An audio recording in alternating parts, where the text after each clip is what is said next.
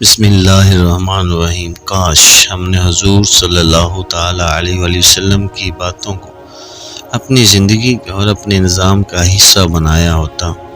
تو آج معاشرے کے اندر جو لڑائیاں نظر آ رہی ہیں کہ سگا بھائی سگے بھائی کے ساتھ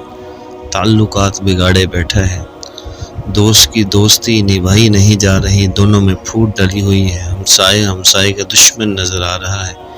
ایک برادری دوسرے برادری سے لڑائی کا سوچ رہی ہے، خاندان کے خاندان آپس میں لڑ رہے ہیں، مر رہے ہیں، کوئی گلی کوئی محلہ کوئی شہر کوئی گاؤں کوئی دیہات کوئی برادری کوئی بولی بولنے والا لڑائی جھگڑا حسد طرح طرح کی برائیوں میں ایسے لپٹے ہوئے ہیں کہ کیا بتائیں کیا کہیں۔ لیکن اگر ہماری تربیت پہلے ہی دن سے اچھی ہوئی ہوتی، ہمیں بتایا ہوتا کہ ہمارا فائدہ کیا ہے، نقصان کیا ہے، کن چیزوں پہ عمل کرنا ہے، کن چیزوں کو چھوڑنا ہے، اگر ہمیں شروع ہی سے بنیاد بنا کر ہماری بنیادیں اسلامی رکھی ہوتی، ہماری بنیادوں کے اندر حضور علیہ السلام کی باتیں کوٹ کوٹ کے ڈالی جاتی، ہماری بنیادوں کے اندر بزرگان دین کے واقعات شامل ہوتے، تو ہم قدم اٹھانے سے پہلے سوچتے ضرور کہ آیا جو میں کرنے جا رہا ہوں وہ ٹھیک ہے کہ نہیں۔ لیکن افسوس ہمارے پاس تو اللہ رسول کی باتیں سننے کے لیے ٹائم ہی نہیں ہے، ہمیں تو مزاحیہ چیزیں دیکھنی ہیں، میوزک سننا ہے، فلمیں دیکھنی ہیں، ڈرامے دیکھنے ہیں، میچ دیکھنے، کون نکالے ٹائم؟ ہم تو گویا یہ سمجھ رہے ہیں کہ بس اسی دنیا میں ہم سدا کے لیے رہیں گے، ہماری جوانی، ہمارا حسن، ہماری چیزیں، دوست احباب، فیملی گیدرنگ ہمیشہ رہے گی۔ ہرگز نہیں، یہ بہت بڑا دکھ ہے، یہ سب کچھ ہمیشہ رہنے کے لیے نہیں ہے، سب کچھ آہستہ آہستہ کر کے ہم سے چھین لیا جائے گا اور پھر واپس اللہ رسول کی بارگاہ میں ہی پہنچنا ہے۔ تو کل کو جو اللہ رسول کی بارگاہ میں پہنچنا ہے، کیوں نہ آج ہم اپنے آپ کو اللہ رسول کے حوالے کر دیں۔ ایک ایسا گناہ جس کو زنا سے بھی برا کہا گیا ہے، جو تقریباً بہت سارے مسلمان کر رہے ہیں،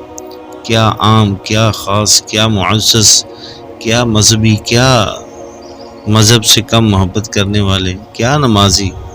تقریباً یہ گناہ سب کر رہے ہیں۔ اس گناہ کے بارے میں آقا علیہ السلام نے مشکات شریف جلد نمبر 2 صفحہ نمبر 198 حدیث نمبر 4874 فرمایا، الغیبۃ اشد من الزنا، غیبت زنا سے زیادہ سخت گناہ ہے۔ صحابہ کرام علیہم رضوان نے عرض کیا، وکیفہ یا رسول اللہ صلی اللہ علیہ وآلہ وسلم، غیبت زنا سے سخت گناہ کس طرح، یہ کیسے؟ حضور علیہ السلام نے پھر جواب فرمایا کہ آدمی زنا کرتا ہے پھر توبہ کر لیتا ہے تو اللہ تعالیٰ اس کی توبہ قبول فرما کے اس کو بخش دیتا ہے، لیکن غیبت کرنے والے کو خدا تعالی اس وقت تک نہیں بخشے گا جب تک کہ اس کو وہ شخص معاف نہ کر دے جس کی اس نے غیبت کی ہے۔ غیبت ہوتی کیا ہے؟ کسی کا عیب، کسی کی کمزوری، کوئی نقص، اس کی پیٹھ پیچھے کسی کو بتانا۔ مثال کے طور پہ ایک آدمی کے اندر عیب ہے، کوئی گناہ ہے، کوئی کمی ہے، آپ اس کا عیب گناہ کمی کسی محفل میں بیٹھے، کسی دوست کے پاس بیٹھے تو اپنے دوست کو بتا رہے ہیں، رشتہ داروں کو بتا رہے ہیں، فلاں کے اندر یہ مسئلہ ہے، فلاں کے اندر یہ کمی ہے، فلاں نہ ایسا ہے، تو یہ غیبت ہوتی ہے۔ کسی کا عیب کسی دوسرے کو بتانا یہ غیبت ہے۔ حکم یہ ہے کہ عیبوں کو چھپاؤ۔ آج ہم کسی کے عیبوں کو چھپائیں گے، اللہ تعالیٰ ہمارے عیبوں کو چھپائے گا۔ جس طرح ہم یہ نہیں نہ چاہتے کہ میرے عیب کسی کو پتہ چلے، تو یہی نظریہ کاش دوسرے کے بارے میں ہمارا بن جائے کہ دوسروں کے عیب ہم سر عام جب جی چاہا بتاتے پھریں، اگلے کی عزت اچھالتے پھریں۔ ہاں، اس میں تھوڑے سے یہ مسئلہ ضرور ہے کہ ہر وقت کسی کی برائی بیان کرنا یہ گناہ نہیں ہے۔ اگر کوئی مظلوم ہے اور حاکم کے سامنے، بادشاہ کے سامنے ظالم کے عیب بتا رہا ہے تاکہ اس کی مدد کی جائے تو یہ غیبت نہیں۔ اسی طرح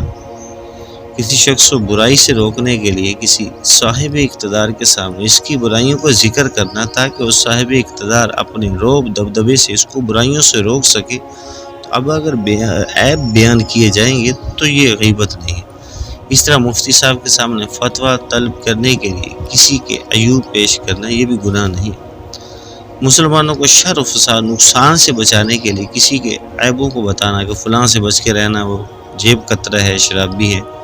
اسی طرح جھوٹے واعظوں سے بچانا، جھوٹے مصنفوں سے بچانا تاکہ ان کے نقصان سے، چنگل سے بچا جائے، تو یہ عیب نہیں ہے۔ جو شخص علی الاعلان گناہ کرتا ہو، گناہ عام کرتا ہو علی الاعلان، تو اس سے لوگوں کو بچانے کے لیے اس کے عیب بیان کرنا یہ بھی غیبت نہیں ہے۔ اسی طرح چھٹی قسم یہ ہے کہ کسی شخص کی شناخت اور پہچان کے لیے اس کے مشہور عیب کو اس کے نام کے ساتھ ذکر کر دینا، جس طرح کہ کسی کے بارے میں کہنا کہ یہ لنگڑا ہے، یہ اندھا ہے، ایک نشانی کے طور پہ ان چیزوں کو بیان کرنا، جس کا مقصد ہرگز توہین نہ ہو بلکہ پہچان ہو، تو یہ غیبت نہیں ہوتی۔ اس کے علاوہ آپ خواہ جب بھی کسی دوست کے پاس بیٹھے، کسی رشتہ دار کے پاس بیٹھے، ایسی باتیں کیے جائیں، ایسی فضول، وہ فلانے کے بارے میں پتہ ہے وہ ایسا ہے، اور فلانے نے ایسا کر دیا، اور فلاں نے ایسا کر دیا، ہمیں تو اس وقت تک سکون نہیں ملتا جب تک اگلے کی عیب بیان نہ کریں۔ تو اللہ پاک ہمیں اس گناہ سے بچنے کی توفیق عطا فرمائے، آمین آمین۔